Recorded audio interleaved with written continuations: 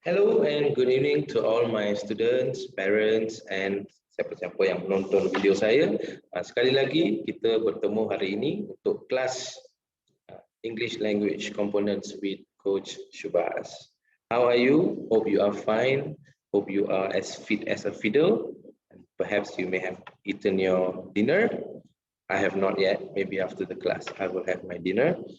Okay, moving forward to our class today. Minggu lalu we have discussed regarding and an. These are articles dalam grammar. So there's one more article that we have not completed yet, which is the. So articles actually have three, which is and the. So today we are going to focus on the and the is quite complicated because dia ada banyak syarat dari segi penggunaannya. But don't worry, saya dah cuba rumuskan syarat-syarat tersebut dalam kaedah, dalam cara yang paling mudah faham untuk para pelajar. Okay. Tapi sebelum kita mulakan, saya sekali lagi ingin untuk mengingati semua dan meminta semua untuk cuba subscribe ke YouTube channel kita, The Brown Sugar Show, yang akan banyak memberikan manfaat kepada pelajar dan juga dewasa dalam pendidikan dan pengetahuan am. Okay, just subscribe. Please just pause kejap video ni, pergi subscribe, like video ni. Kalau boleh, klik the bell icon. Kalau nak share dalam Facebook anda pun terbaik. Okay, let's move on. Let me see if I'm recording this video. Oh yes. So let me reduce the size of my video here, and let's focus on the slides for today. Okay, understanding article the, a simple approach for Malaysian students. So kita tak nak buang masa, let's not waste any time. Without further ado, let's start with the pronunciation. Apakah sebutan? Bagaimana nak sebut perkataan THE ini? Dia ada dua jenis sebutan. The, ada yang sebut the. So dua-dua pun betul, tapi bergantung kepada situasi yang diperlukan. Okey, bagi saya terangkan dengan lebih lanjut. Apabila the bertemu dengan nouns yang bermula dengan sebutan huruf konsonan, konsonan tahu kan? Last week saya dah ajar, konsonan ialah bukan A, E, I, O, U. B, C, D, F, G, H, J, K, L, M, N, P, Q, R, S, T, V, W, X, Y, Z. Ialah konsonan. So apabila perkataan noun yang bermula dengan noun tu kata nama noun yang bermula dengan sebutan konsonan, kita akan kata the. Contohnya the sun. Sun ialah sebutan konsonan. The world. The world ialah sebutan konsonan. And one more is the moon. Moon ialah sebutan konsonan. Mu, kan? Got it? So, apabila sebutan kata nama tersebut ialah sebutan konsonan, kita akan gunakan the sebagai sebutan. Manakala apabila the bertemu dengan nouns yang bermula dengan sebutan vokal, iaitu A, E, I, O, U. In English, we say vowels. In Malay, we say vocal. Ianya disebut dengan bunyi the. Jom kita tengok beberapa contoh. The apple. Bunyi A kan? So, the apple. The egg. Bunyi A juga kan? The egg. The umbrella. Bunyi vokal juga A. Umbrella. Egg ni bunyi E rasanya. Apple, Oh, bunyi E juga. So, apple bunyi E. Egg bunyi E. Umbrella. Bunyi A. So, apa-apa bunyi vokal iaitu A, I, O, U. Bunyi-bunyi ini kita akan sebut the apple, the egg, the umbrella. Boleh faham tak? Okey, ini berkenaan sebutan. Sekarang kita masuk ke penggunaan dia. So, syarat nombor satu ialah selalunya the boleh diganti dengan perkataan itu dalam bahasa Melayu. Ni ramai tak tahu ni. Saya rasa tak ada buku rujukan yang bagi ilmu ini sebab ini dalam bahasa Melayu kan. So, saya bagi contoh. Kita cuba kaji melalui contoh. The boy is crying. So kalau nak translate ayat ni dalam bahasa Melayu, kita tulis budak lelaki itu sedang menangis. The diganti dengan perkataan itu. Boy ialah budak lelaki, is crying ialah sedang menangis. So the boy is crying, budak lelaki itu sedang menangis. So sometimes bila kita buat karangan ke apa, kita tak pasti nak guna the atau tidak, just translate. Kalau masuk perkataan itu ni masuk tak? Rasanya tak masuk. So ini boleh tolong kita untuk lebih memahami penggunaan the ini. Okey. Now, syarat kedua. The digunakan dalam keadaan spesifik yang tertentu. Spesifik itu sesuatu yang detail, yang terperinci.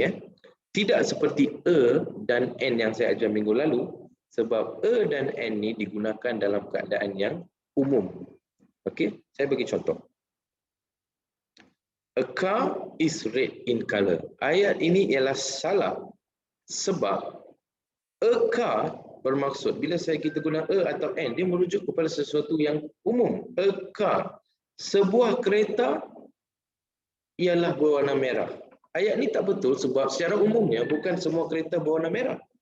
Betul tak? Kalau kita kata ada kereta yang berwarna merah, itu merujuk kepada sesuatu kereta yang spesifik. Bukan kereta semua berwarna merah. Jadi kita tak boleh guna a car is red in color. Kita nak gunakan ayat the car is red in color untuk menunjukkan kereta itu berwarna merah. Bukan semua kereta, kereta tertentu, kereta spesifik yang tersebut saja berwarna merah. Boleh follow? Okay, nice. Sekarang kita belajar syarat ketiga. The diguna apabila suatu noun, atau noun itu kata nama, saya sudah beritahu tadi, diulang sebutannya atau penggunaannya dalam sesuatu karangan, atau apabila kita berkomunikasi. Diguna kali kedua sesuatu kata nama yang sama, diulang. Okey, saya bagi contoh. Sebab sometimes kita nak study, kita nak belajar, kita baca teori dulu, dan kita tengok contoh, kita lebih faham kan? Tony has a car. Okey, a car di sini menunjukkan sebuah kereta. Saya tak bagi apa detail pasal kereta tu lagi. The car is red in color.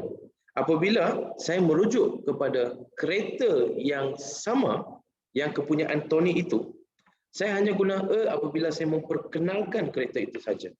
Sekarang saya guna kali kedua, saya nak sebut kereta yang sama, saya tukar a car jadi the car. Kereta yang sama diulang atau diguna merujuk kepada satu yang sama. Kali kedua, ketiga, keempat, dah boleh guna the car. Kita takkan kata a car setiap kali a car. Cuba saya guna a dan buktikan kenapa dia salah.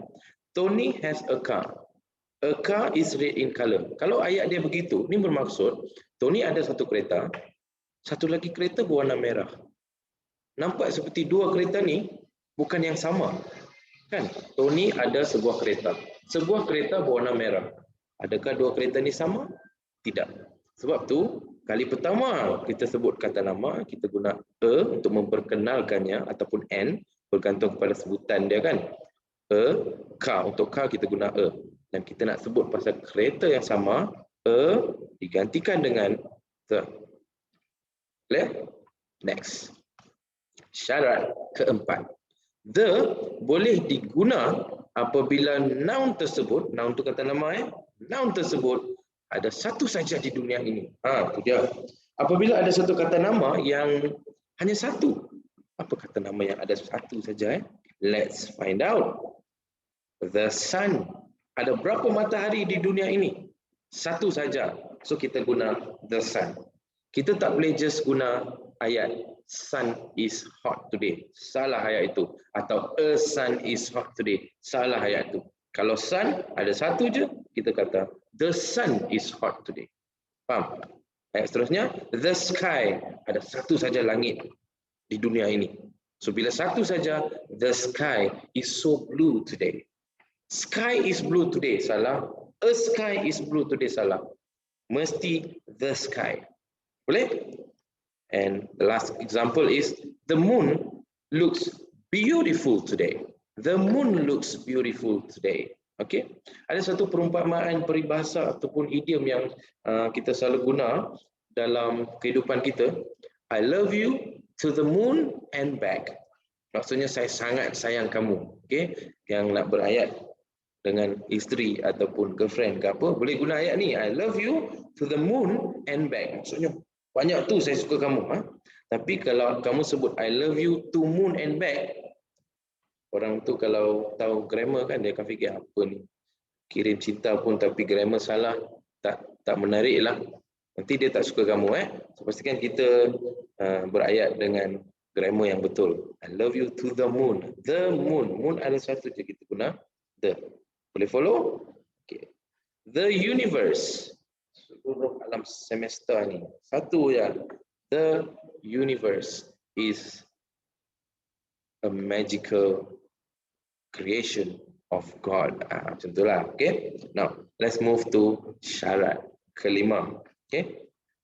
The boleh digunakan sebelum nouns yang merujuk kepada gurun, sungai dan laut. Gurun, sungai dan laut. Okey. Setengah gurun, sungai, laut ada nama yang tersendiri. So bila kita sebut nama gurun tu, nama sungai tu, nama laut tu, kita kena tambah perkataan the di depannya. Okey, sebagai contoh, the Sahara Desert. Desert ni ialah macam padang pasir, the Sahara Desert. So bila tempat yang seperti ini, kita guna the, macam gurun lah kan, desert. Okay, the Mediterranean Sea, lautan Mediterranean, bahasa Melayu tak pastilah saya, tapi kita pernah dengar perkataan Mediterranean ni sebab ini sejenis lautan, the Mediterranean Sea. Lagi satu ialah the Atlantic Ocean. Okey, kalau kamu perasan sini saya sebut the Sahara, the Mediterranean, tapi saya kata di sini. Sebab saya ajak tadi, kalau ada bunyi vokal ataupun vowel, Atlantic, ada bunyi ada bunyi e kan, so kita akan sebut the Atlantic Ocean. So ocean ialah lautan juga.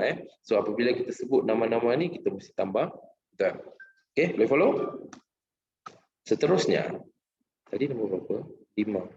Sekarang nombor 5. Numbering soal hari ni. Let me fix it for you. Sorry baru je type sebentar tadi. Jadi nampaknya saya ni cuai dalam matematik. 6, 7, sekejap guys. 8, 9, 10, 11 dan 12. Saya rasa ini terakhir. Yes. Wah, ada 11 syarat rasa. Memang pun nak buat macam mana kan? Memang dia ada banyak syarat. Sebab tu saya beritahu minggu lalu yang the ni agak complicated sikit. Tapi saya harap pelajar boleh follow sebab saya menggunakan kaedah yang sangat simple. Walaupun saya guna bahasa Melayu untuk terangkan. Pelajar yang menonton, saya rasa mesti faham. Saya sangat yakin. Just follow je apa yang saya ajar ni. Tapi pastikan tenang, kalau ada gangguan di rumah ataupun di mana-mana anda berada sekarang, bunyi bising ke apa, cari tempat yang lebih diam supaya anda boleh fokus dan terus hafal sambil saya ajar. Lepas ni kalau terbaca petikan ke apa ke, nampak je perkataan and dan the, cuba kaji. Betul ke teori-teori yang saya ajar tu? Adakah betul atau adakah praktikal benda yang saya ajar? So bila kita mula mengkaji begitu, kita akan semakin mahir, kita akan semakin, dalam bahasa Inggeris kita kata we will become wiser, lebih bijak. Okay, now continue. Syarat ke-6, the boleh digunakan sebelum nouns yang merujuk kepada nama tempat yang berakhir dengan s atau bermula dengan republik. Seperti beberapa negara, saya bagi contoh di sini. Contoh pertama ialah the Netherlands. Netherlands memang ejaan dia ada S. Ejaan negara tu memang ada S. Jadi kita boleh sebut the Netherlands. Tapi Malaysia, contohnya negara Malaysia tak ada S di belakang. So kita tak boleh kata I am from the Malaysia. Ayat tu salah. Kita bukan from the Malaysia. I am from Malaysia saja. Tapi Netherlands, I am from the Netherlands. Sebab ada S di belakang dia. Follow? Next. I am from the United States of America. The United States. Tengok sebutan saya, the Netherlands, the United States. Sebab ada bunyi vokal di sini ya, the United States of America, and then the Republic of Singapore. I forgot to make it red here. Let's do it together. There you go. Okay. The United States and the Republic of Singapore. Kenapa ada the Republic di sini? Sebab saya dah sebut kalau ada perkataan Republic dalam atas nama negara tu, kita guna the. Okay, contoh negara lain yang ada S, let me think for you. Philippines, negara tu Filipina dalam bahasa Melayu Philippines in English memang ada ejaan S. So kalau nak sebut Philippines, kita kena sebut the Philippines. Boleh follow? Alright, now let's move on to the 7th condition, syarat ke-7. The boleh digunakan sebelum nouns yang merujuk kepada bangunan yang terkenal. Merujuk kepada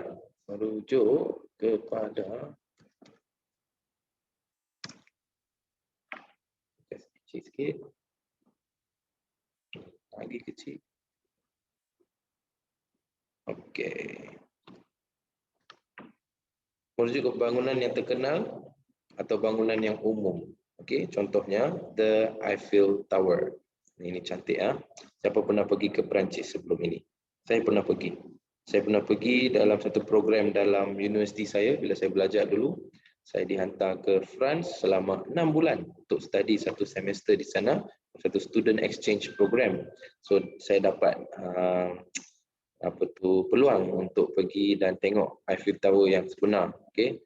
Malangnya saya pergi seorang-seorang, tak ada girlfriend, sebab Eiffel Tower ni dikenali sebagai the most romantic place to be. But I was as a single boy at that time, so seorang-seorang pergi je lah. Okay, so it's a very beautiful place to go. Memang dia sangat cantik, tentunya waktu malam dengan lampu dan sebagainya, it's amazing. So tempat ni ialah satu bangunan yang terkenal, jadi kita akan tulis the Eiffel Tower. The Great Wall of China. Okay, I've not been to China yet. Saya pernah pergi ke Hong Kong, tapi saya tak pernah pergi lagi. Mungkin satu hari bila tak ada COVID ke apa, kena plan satu trip to China. It's a beautiful country and one of the strongest and greatest countries in the world kan. Okay, the Great Wall of China. Great Wall of China is a very famous place. Siapa yang tak pernah dengar ni boleh pergi Google nanti. The Great Wall of China is beautiful. Okay. Then the school, sebab school is memenuhi syarat tempat umum, the school. So I'm going to the school. I'm going to school, salah. I'm going to a school, salah. I'm going to the school, baru betul. I'm going to the hospital. I'm going to the police station. Tempat-tempat yang umum kita akan gunakan bersama dengan the. Okay, boleh? Are you with me? Hello? Good. Let's move on to number 8. The boleh digunakan sebelum perkataan yang bermaksud paling. Paling tu maksudnya sesuatu yang maksimum. Kita tengok contoh. The tallest boy in class. Paling tinggi dalam kelas. Paling mesti diguna bersama the. Okay. Tapi ada juga ayat yang tak guna the lah. Tapi sepatutnya saya tulis boleh. Tak guna 100% kan. Selalunya lah 99% kalau ada tallest, biggest, strongest, most beautiful, paling kita guna the. Okay, contoh lain, the best movie ever I watched, macam Rabu depan yang akan datang ni ada satu movie yang menarik akan ditayangkan dalam program terdekat, iaitu Godzilla vs Kong. It's a very highly awaited movie, tapi tak pasti kalau saya nak pergi ke tak dengan COVID dan sebagainya. Mungkin tunggu dia keluar dalam Astro ke ataupun Google Movie, Google Prime ke Netflix ke, and then we can watch kan. But if you watch a movie and you feel filem tu terbaik, paling baik, kita guna the best. Okay, now let's move on to condition number 9.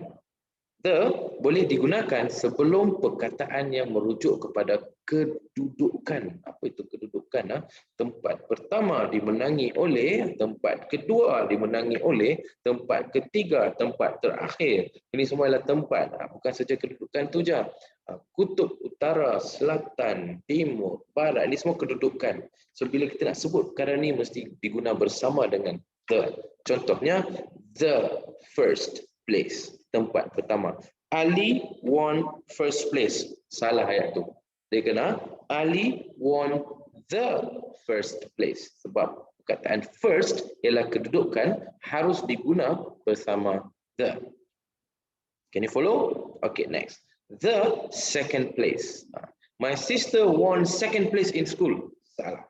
My sister won the second place in school. Baru betul. Faham? Next. The north, utara. The west, barat. Barat sini. The west. Okay. Utara, selatan, timur, barat. Barat. Okay. The north, the west, the south, the east. Ingatlah, kalau kutub-kutub atau apa-apa kedudukan lah, kita selalu guna the. Contoh-contoh yang senang kamu faham. Sekarang syarat ke-10. The boleh digunakan sebelum perkataan yang merujuk kepada suatu jawatan atau suatu pangkat, tapi tak ada nama orang tu. Okey, pangkat dia aja. Okey, contohnya the Prime Minister. The Prime Minister. Pangkat tu kalau ada nama Datuk Muhyiddin Yassin ke apa, then kita tak boleh kata the Prime Minister Datuk Muhyiddin Yassin, tak boleh. Atau the Muhyiddin Yassin, tak boleh juga. Hanya jika disebut jawatan tu je kita boleh guna the Prime Minister, the King, the Chairman. Ini semua ialah nama-nama jawatan atau pangkat. Okay? The Manager. Kalau kamu pergi ke satu hotel dan kamu rasa bilik kamu tak bersih, kamu nak komplain, kamu nak cari siapa manager. Can I see the manager? Kenapa the manager? Sebab manager ialah juga jenis jawatan atau pangkat. Boleh faham? Okey. Nombor 11. The boleh digunakan sebelum alat muzik. This is interesting. So alat muzik seperti piano, gitar, violin, the piano, the guitar, the violin. Siti loves to play the piano. Siti loves to play the guitar. Siti is really good in playing the violin. Contoh Okey. Syarat nombor 12. The boleh digunakan sebelum nama yang ada of. Okey, saya bagi contoh. Ini memang tak tengok contoh tak faham. The University of Malaya. Ada of di sana kan? Kita guna the di depannya. Okey, contohnya keduanya the Bank of Scotland. Ada of. Bank of Scotland. The Tower of London. Ada of. Ini adalah gambar the Tower of London. Saya tak pernah pergi ke London lagi. Saya pernah pergi ke Manchester. Dekat jugalah tempat the UK kan. One day kan kita pergi ke London, kita boleh tengok the beautiful Tower of London. Selalunya kita tengok tower ialah satu je kan. Mereka ada beberapa jadi satu tower kot. But this is the place that we call as the Tower of London. It's a beautiful place. Okay. So, begitu sajalah penerangan berkenaan penggunaan the untuk hari ini. Minggu lalu kita belajar a dan n. Hari ini kita belajar the. Dan next week, we will be focusing on something which we call as zero articles and common errors. Zero articles ini ialah ada beberapa situasi yang tidak membenarkan kamu gunakan sebarang artikel seperti a, n, dan the. Apakah situasi-situasi yang tidak membenarkan kamu menggunakan zero artikel? Tidak membenarkan artikel langsung. So, saya panggil dia sebagai zero. Tak boleh guna. Okay? So, minggu depan kita akan belajar yang itu. Sebab last week, mana nak guna a, n. Minggu ni, mana nak guna the. Minggu depan, mana tak boleh guna kita belajar. And then common errors ialah mistake-mistake atau kesilapan yang sering kali dilakukan oleh pelajar dalam penulisan ataupun pertuturan. Saya akan bentangkan perkara ini kepada anda semua. Okey, kepada pelajar yang dalam grup Facebook saya, pastikan sudah buat latihan yang saya bagi sebentar tadi, dan bila latihan dah siap baru menonton video ini. Dan kalau tak dapat semua betul, sekarang buat sekali lagi. Guarantee semua betul sebab dah belajar. Siapa masih tak faham lagi a and the, tolong menonton video saya yang sebelum ini. Boleh? And then I wish you all the best and thank you for your valuable time with me. And until I see you again next week, don't forget to like, share, subscribe, and also if you have time, click on the bell icon. Sayonara. Bye guys. Good night.